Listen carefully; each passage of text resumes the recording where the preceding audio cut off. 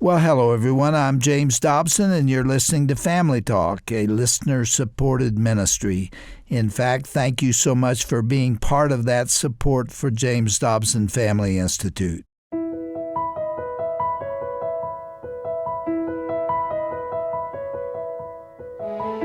Well, welcome to Family Talk. I'm Roger Marsh. You know, Valentine's Day is less than 2 weeks away, and this month we are tackling a topic that affects millions of Americans, the challenging journey of healing after a relationship ends. The pain of a breakup can feel overwhelming, leaving us with deep questions about God's plan and our own worth. Well, today here on Family Talk, we are joined by someone who understands that journey intimately.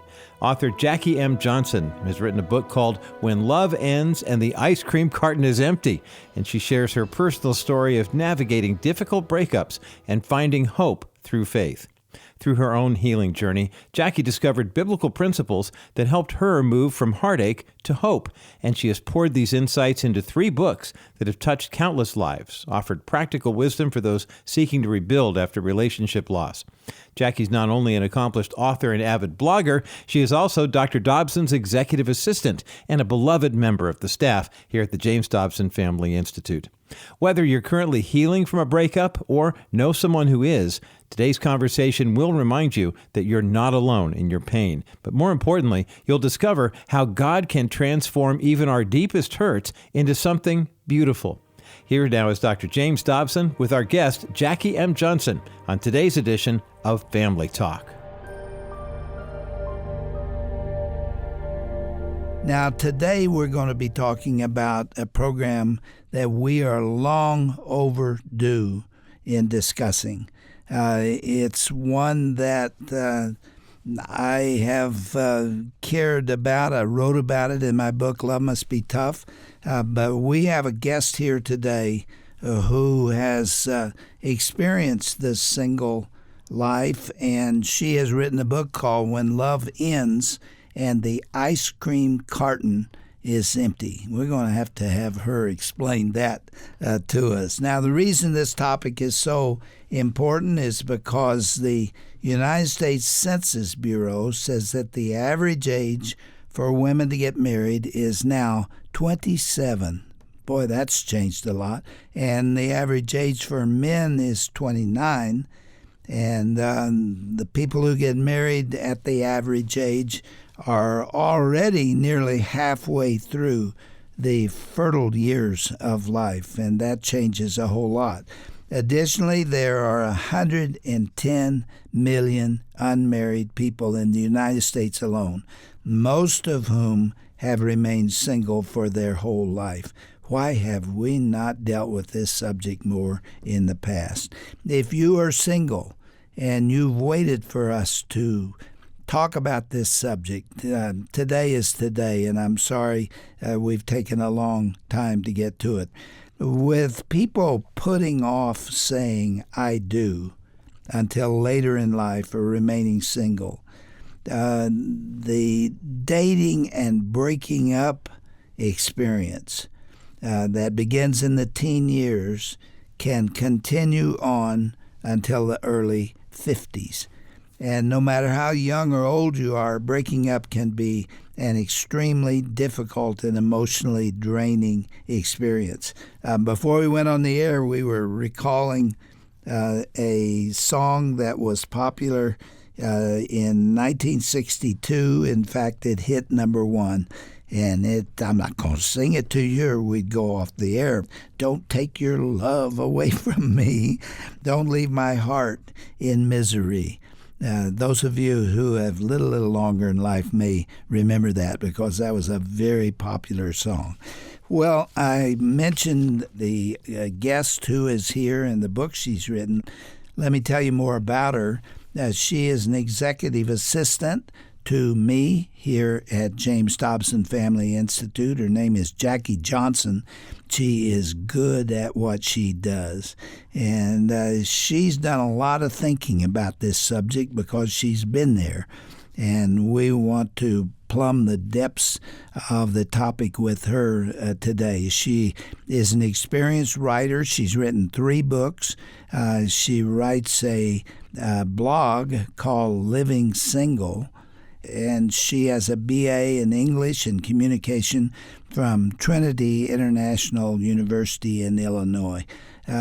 Jackie, Shirley, and I love and appreciate you so much, and it's time that we had you in the studio, and thanks for joining us. Thank you. It's good to be here. How long has this book been out? The book came out in 2010 with Moody Publishers, but the topic is timeless because people are always dating and breaking up, and they can use some help and hope and encouragement. I read in the prep for today that you've sold more than 500,000 books. Yes. Is that right? Yes. My goodness, you're a big deal. Well, I'm just trying to help people. Are most of those books on this subject?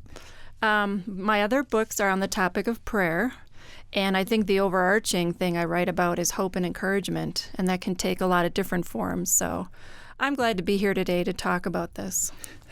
Jackie, let's go back to Neil Sedaka's song, Why is Breaking Up So Very, Very Hard?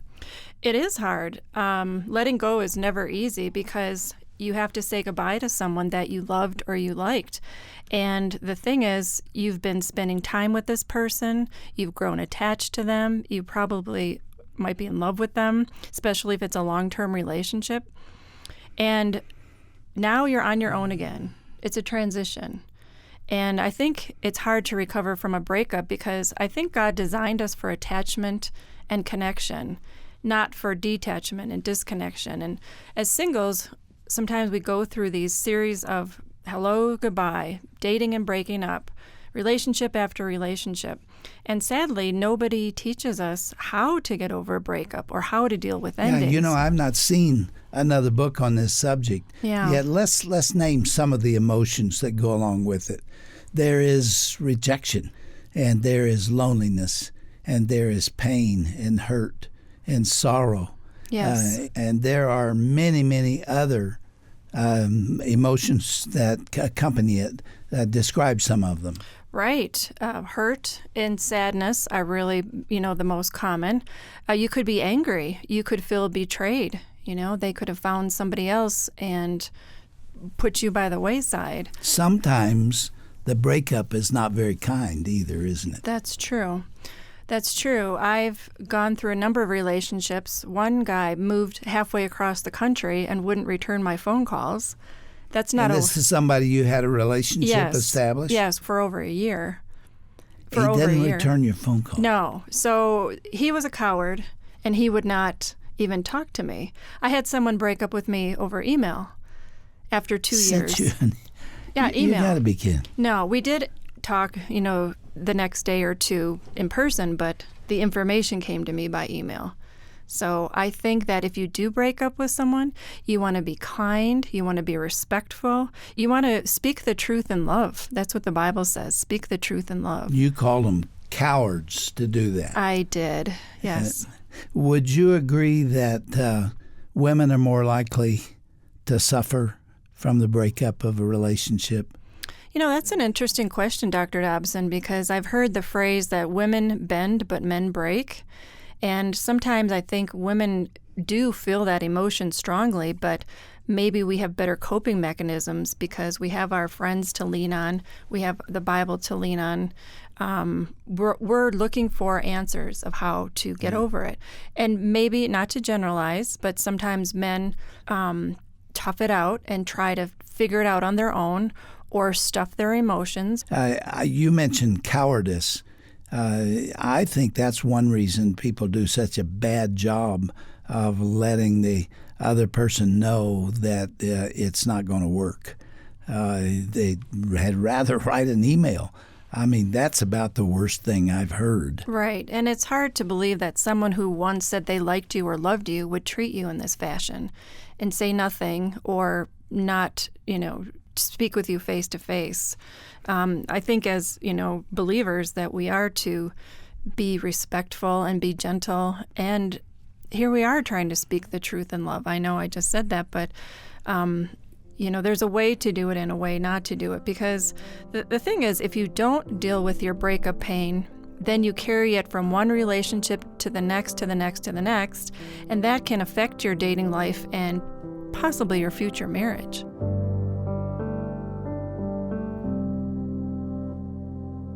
You're listening to Family Talk, and that was our host, Dr. James Dobson, with his guest, Jackie M. Johnson.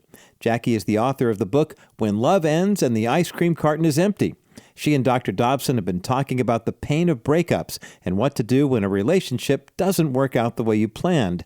Let's return now to Dr. Dobson's conversation with Jackie Johnson right here on Family Talk. Let's talk about what changes when you have established a relationship and you have the assumption that that's leading to marriage, and you've built your future around that relationship because you foresee marriage and children. I think at that point, women do suffer more than men typically because they hear Big Ben gonging in the background. The time is passing. And I mentioned earlier the fertility period. It's only about 27, 28 years, maybe 30. And the latter end of that, it's sometimes not easy for a pregnancy to occur. And as the time goes on, another year, another Christmas, another Easter, another summer, and you get closer and closer to that time when the dream of having a baby and raising a child and pouring your life into him or her is becoming less and less likely. So when a breakup occurs, all that, it looms before you. I got to start over now with somebody else, and this is getting away from me. There's a panic that is associated with that experience, isn't there? There can be, definitely, especially if you're a woman who wants to have children and have a family. Let me give you an illustration from my own life. I was dating someone for 2 years, which is a pretty long time. We met in our church singles group, and we did everything together. We went on mission trips. We were in a prayer group together. We were in leadership. We spent a lot of time together. And then I went away on a trip, came back, and he was the one who sent me the email that said he had found somebody else.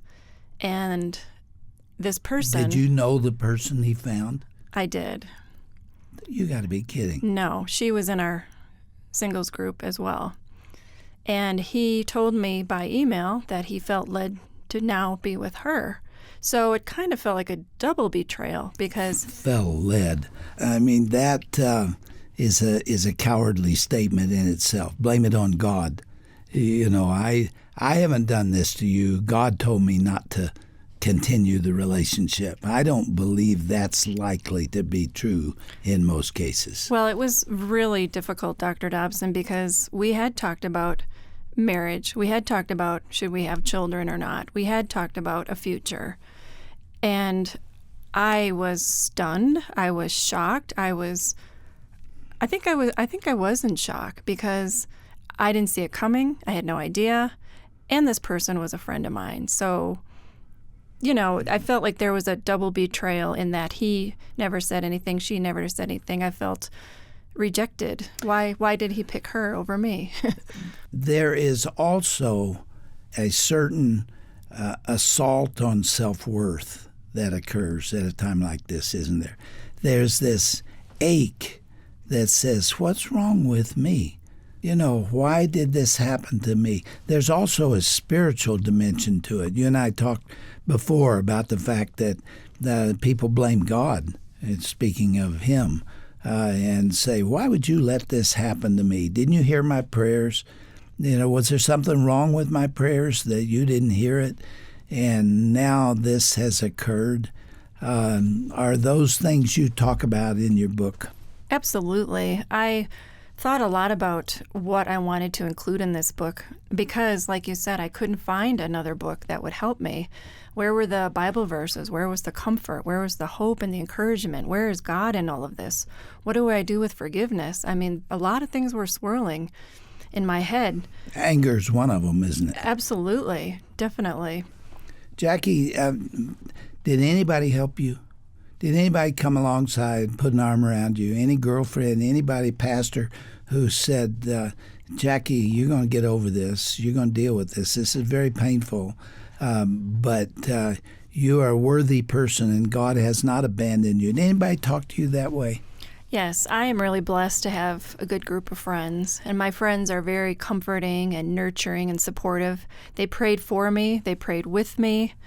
There was even a class at our church about getting over loss, so it wasn't specifically for a breakup, but I thought, well, I guess that's the closest thing that I could find to it. But, you talked about my relationship with God and how that plays into all this. Sure, I had a ton of questions. Why did this happen? Why am I not enough?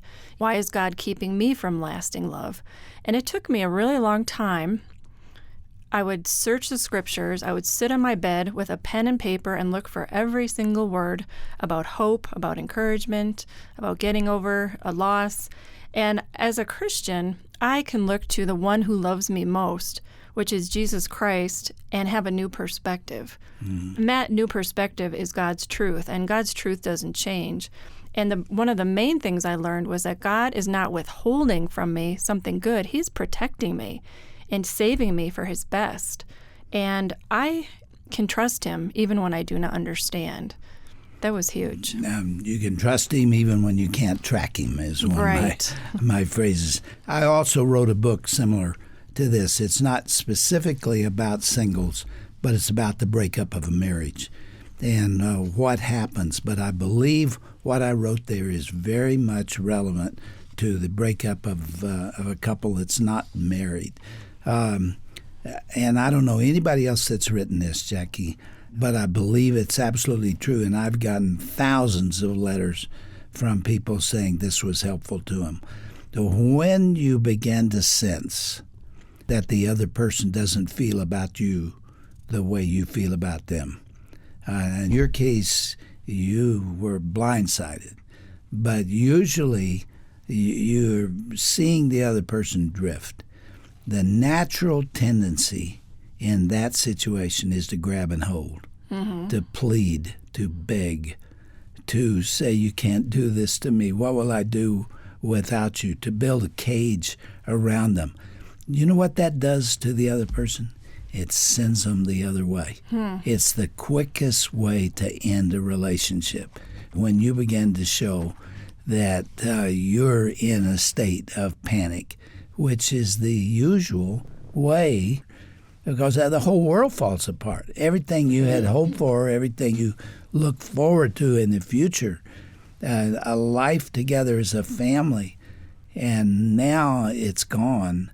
And if what I just said is true, the best thing you can do in a moment like that is to move the other way.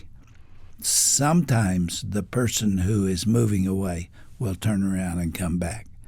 And I can tell you that happened with Shirley and me, because I graduated from college before she did, and I went off to the Army.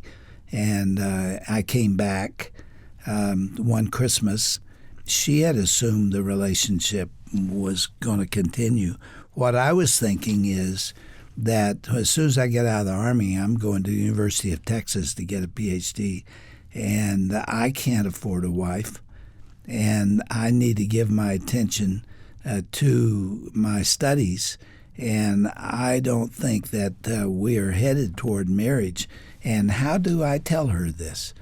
Well, there ain't no easy way. So at the end of the Christmas vacation, we went out and we had an absolutely wonderful evening. We laughed, we had fun. We came back about 12 o'clock at night to her dorm, and I said to myself, this is the moment. And I said, Shirley, I've been doing a lot of thinking, and I just need to tell you, I don't think this is leading to marriage.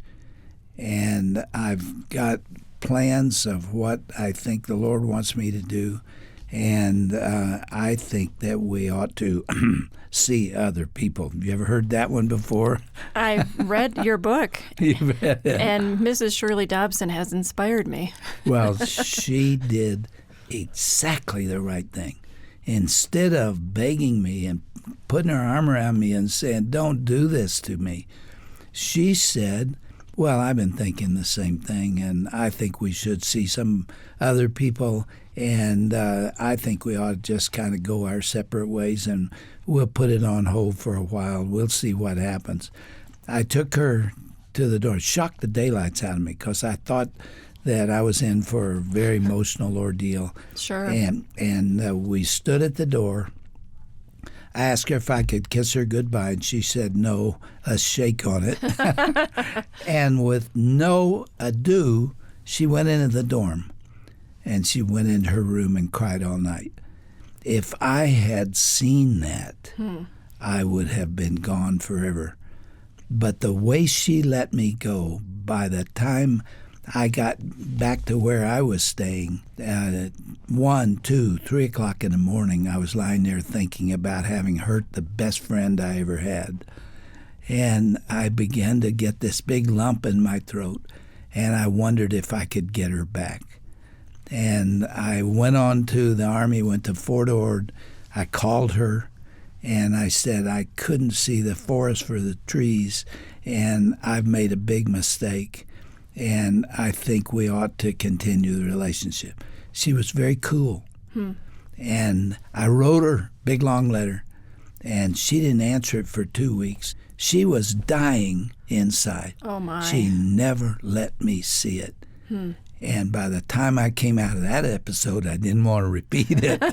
That's, personal, but I've seen now in so many others who either break up as singles or they get married and then have a horrible ripping and tearing of flesh. That's what you're writing about, isn't it? Yeah. Thank you for sharing that. That's really important for people to know.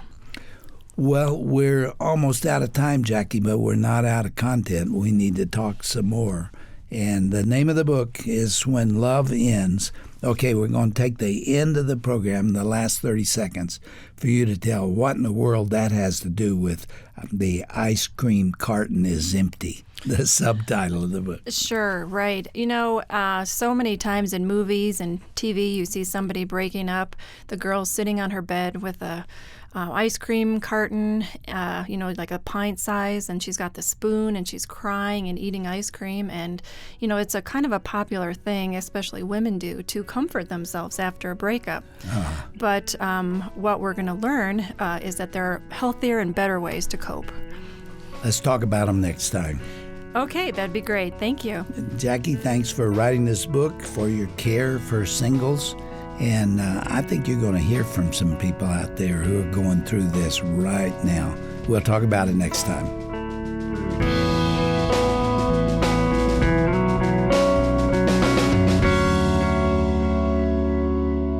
Even the most painful endings can become beautiful beginnings when we learn to trust God's bigger plan for our lives. You've been listening to Family Talk and a powerful conversation about healing after heartbreak, featuring our own Dr. James Dobson and his guest author Jackie M. Johnson. Jackie's journey from personal pain to ministry reminds us that God can transform our deepest hurts into sources of hope for others. Now, if you missed any portion of today's broadcast, or if you'd like to share it with a friend who needs to hear this message, you can always find that audio on our app or by visiting drjamesdobson.org/Family Talk. There you'll also find the information about Jackie Johnson's book, When Love Ends and the Ice Cream Carton is Empty. Again, go to drjamesdobson.org/Family Talk. And be sure to join us again next time. You'll hear part 2 of this powerful conversation.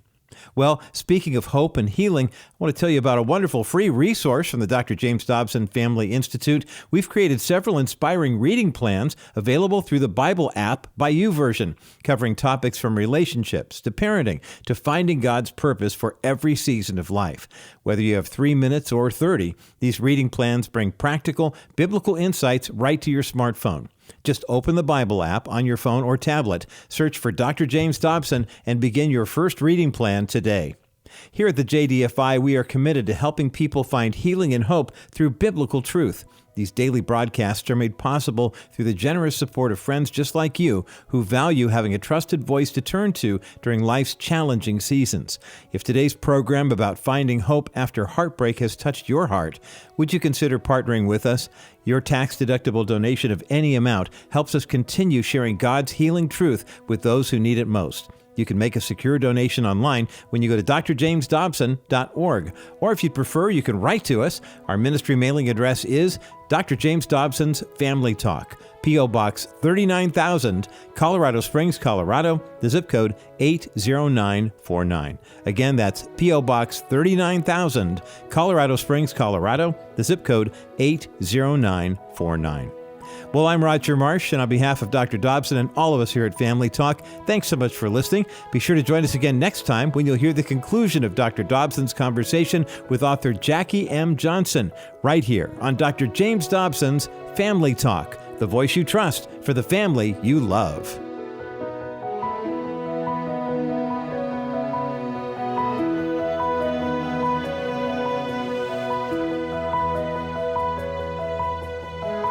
This has been a presentation of the Dr. James Dobson Family Institute.